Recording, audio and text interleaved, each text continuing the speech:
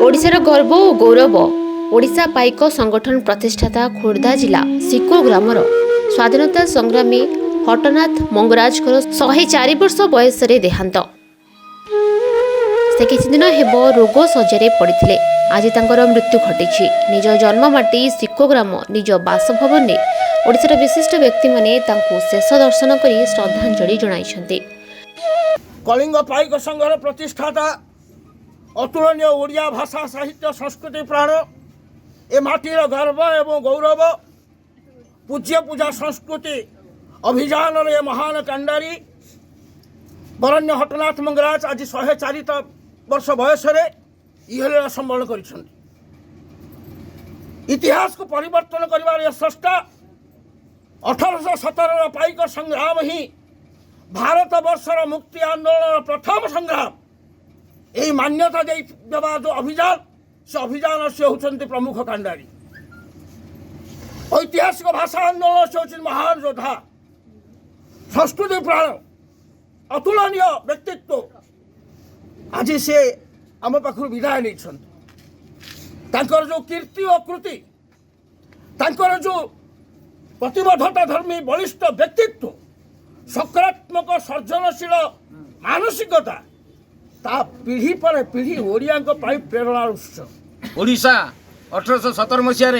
पाइक संग्राम पाइक विद्रोह हो पारी ये कार्यक्रम केवल तांको पाद चला 80 वर्षर परिश्रम ये कथाटा केंद्र सरकार माध्यम 1857 मसीहा सिपाही विद्रोह आगरू 40 वर्ष पूर्वर जे आम ये ओडिशा माटी रे खोर्धा माटी रे पाइक पुओ माने ब्रिटिशर मान को हटई पारी 1817 मसीह से पाइकर संग्राम से संग्रामी पुरुष आज हटनाथ मंगराज आम गहण नहांती। आज आमर पाइक संगठन समस्त कर्मकर्ता माने आसी तांको स्वागत संबर्धना एवं तांकर परिवार को सांत्वना देवाई समस्ते आज एठारे उपस्थित होइछन्ति। गभीर दुख मर्मन्तुद घटना जे ओडिया गर्व गौरव स्वाभिमान जड़े विशिष्ट व्यक्तित्व तांकर देहांत हो जाइए।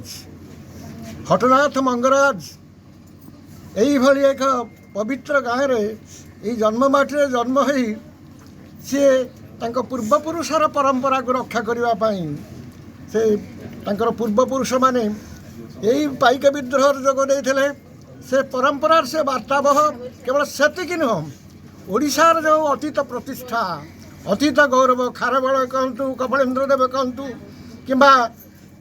जय राजगिरी कहतु बक्सी जगबंधु कहतु से जो पंचवीर थे महान वीर मान थे तार सी होती प्रकृत उत्तर दायद उत्तर पुरुष एवं आम्भे मैंने अनुगामी जितेबले संगठन में जाती खोर्धारे आम जबरदस्त आम घर मानक दिन 3 दिन रखू एत अमायिक व्यक्तित्व कौन थे लोभ न थाए पैसा आदाय करी संघ पर खर्च करती यहाँ हूँ गोटे बड़ व्यक्तित्व केबे हेले कहा एत स्वाभिमानी आम कलिंग पाइक संघ आज पर्यटन से जीवित कर रखी शेष मुहूर्त कलिंग पाइक संघ सांविधानिक कागजपत्र मो घर से रखिंट तेणु आम आज दुखित और मर्माहत से व्यक्तित्व ओडिशा रे इतिहास सृष्टि कर 104 वर्ष भगवान सद्गति दिंतु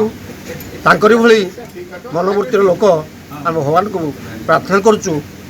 जन्म नहीं हो पारे कि से भाया व्यक्तित्व तांकरी पदांक अनुसरण कले आम निश्चित भाव चिरकृत हो। कणासुर Jitendra Mahapatra report Metro TV Odisha.